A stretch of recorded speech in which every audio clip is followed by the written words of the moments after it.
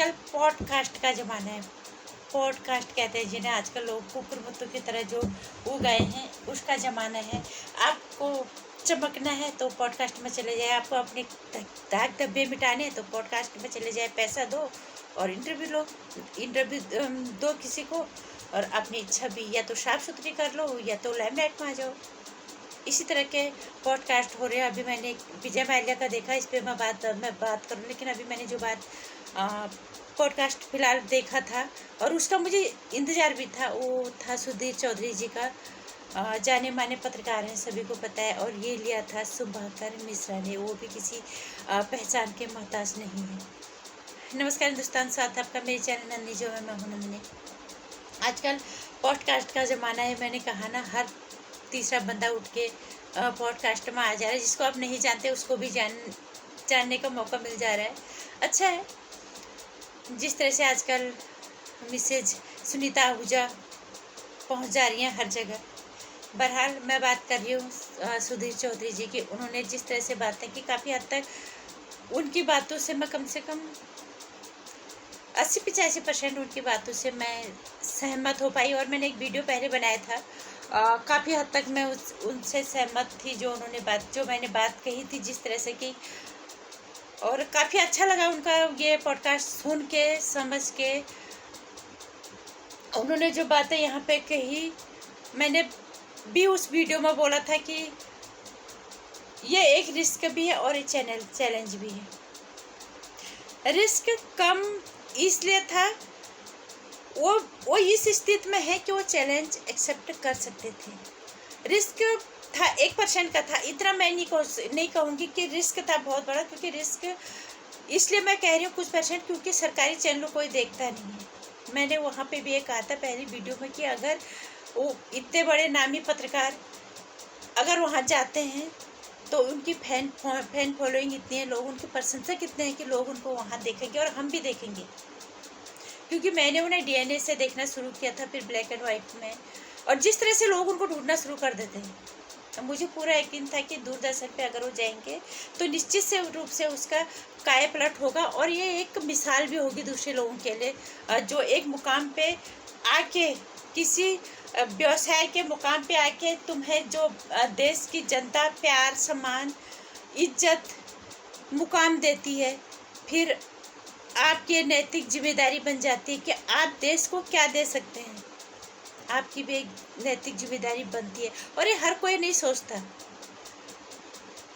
हालांकि वो कितना अपनी ज़िंदगी में कर पाएंगे आगे अब पता चलेगा, लेकिन जो उनकी सोच है, अगर उस सोच को वो सही दिशा दे पाएंगे, उस सोच को वो रूप दे पाएंगे, तो निश्चित रूप से उनकी आने वाली पीढ़ी, जैसे उन्होंने कहा था कि अगर मेरे नाती पोते मेरे को पूछेंगे कि दादाजी अपने देश के लिए क्या किया, तो मैं एक सही संतोषजनक जवाब उनको दे पाऊँगा गर्व के साथ। और यही मैंने पहले भी कहा था कि अगर जानी मानी लोग, अच्छे जगह पे पहुँचे हुए लोग एक जगह पे आके, जहाँ पे देश उनको इतना कुछ दे देता है, फिर उनकी बारी आती है कि वो देश के लिए कुछ करें।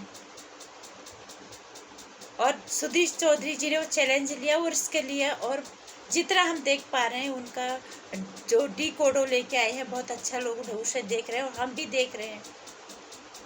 और ये सभी की जिम्मेदारी बनती, मैंने यही कहा ना कि दूसरों के लिए एक मिसाल भी होगी कि देश अगर आपको इतना कुछ दे रहा है तो आप देश को क्या दे रहे हो, देश के लिए आप क्या कर रहे हो। एक मुकाम पे आके आप आने वाली पीढ़ी को कुछ संतोषजनक फक्र के साथ कोई जॉब दे पाओ।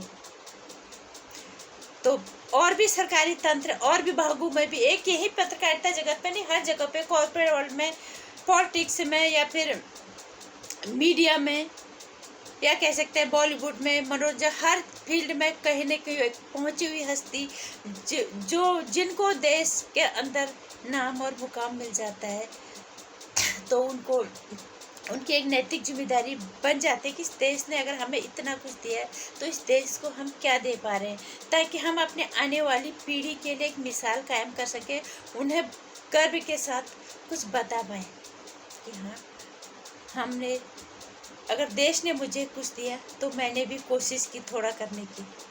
और वो सामने भी होगा, वो फिर सबकी जुबान पे होगा, उन्हें बताने की ज़रूरत भी नहीं पड़ेगी। काफ़ी हद तक मैं उनके पॉडकास्ट है जो सुभाकर मिश्रा जी ने लिया था, काफ़ी हद तक उससे संतोष हुआ हमें, क्योंकि मैं भी इंतज़ार कर रही थी। मैंने कहीं सुना था कि वो सुभाकर मिश्रा जी को अपना इंटरव्यू देंगे। काफ़ी 2-3 घंटे के आसपास का उनका समय था, इतना देखा मैंने, उसको पूरा देखा। इतने टाइम में उन्होंने बहुत सारी चीज़ों पर बात है, लेकिन मेन जो मैंने वो इंटरव्यू देखा, मेरा मकसद यही था क्या वो उन विषयों पे वो बात करेंगे जो मैंने अपने वीडियो में बोला था, और उन्होंने उस पर बात की कि उनकी एक नैतिक जिम्मेदारी बनती है। वो मैं डीएनए से उन्हें देखना शुरू किया, डीएनए से लेके ब्लैक एंड वाइट से लेके यहाँ तक, और मुझे पूरा यकीन था कि क्योंकि लोग उनके प्रशंसकों, भले लोग उनको कुछ भी बोल दें, लेकिन उनके प्रशंसकों की संख्या कम नहीं है। वो जहाँ जाते हैं, वो जिस तरह से आहिस्ता के साथ चीज़ों का विश्लेषण करते हैं, लोगों के सामने रखते हैं, लोग बहुत आसानी से समझ जाते हैं। तो उन्होंने अपनी इस प्रसिद्धि का फायदा उठाया देश के लिए। अब क्योंकि दूरदर्शन को अब कोई नहीं देखता, दूरदर्शन बीते दिनों की बात हो गई थी जब हम सादगी से वाला दूरदर्शन देखते थे। आज उसको देखने के लिए तरस, न्यूज़ का असली मतलब ही वही था। आज वो सरकारी तंत्र मर चुके हैं, लोग प्राइवेट की तरफ भाग रहे हैं, निजीकरण हो रहा है हर चीज़ों का, और निजीकरण करके लोग पैसा लेके फिर भाग जा रहे हैं। विजय माल्या जैसे लोग फिर वापस आके अपना पॉडकास्ट करते हैं। तो इस तरह से मैं उनके इंटरव्यू से काफ़ी हद तक मुझे संतोष हुआ। हर चीज़ का उन्होंने समुचित उत्तर दिया, जो भी सवाल उन्होंने पूछे हर तरह के सवालों का जवाब दिया। और लेकिन मेरा जो मैंने पहली वीडियो में बोला था, छोड़ने का मतलब एक चैलेंज, एक जिम्मेदारी देश के लिए, उन बातों को उन्होंने खुल के बात की। अब वो कितना कर पाएंगे आने वाला वक्त बताएगा, लेकिन दर्शक तो उनका डिकोड देख रहे हैं और हम भी देख रहे हैं। और ये मरा हुआ सरकारी तंत्र जो है, ये देश के लिए ये फिर से जागृत होगा और दूसरों के लिए एक मिसाल होगी कि इस तरह से हम एक मुकाम पे पहुंच के अपने देश के लिए कुछ करें, जब देश ने हमें इतना दिया था। और बहुत सही था वो इंटरव्यू। इसके लिए धन्यवाद के पात्र सुभाकर मिश्रा जी भी हैं और सुधीर चौधरी जी भी, जिन्होंने इतना अच्छा सोचा देश के लिए। दोनों को बहुत बहुत धन्यवाद। नमस्कार। मेरी वीडियो में कुछ अच्छा लगा, मेरे विचारों से अगर सहमत होते हो, अगर आपको भी अच्छा कुछ लगता है तो प्लीज़ लाइक और कमेंट कर दीजिएगा, चैनल को सब्सक्राइब कर लीजिएगा, शेयर कर दीजिएगा, आने वाली वीडियोज़ की जानकारी के लिए घंटे आइकन प्रेस कर दीजिएगा।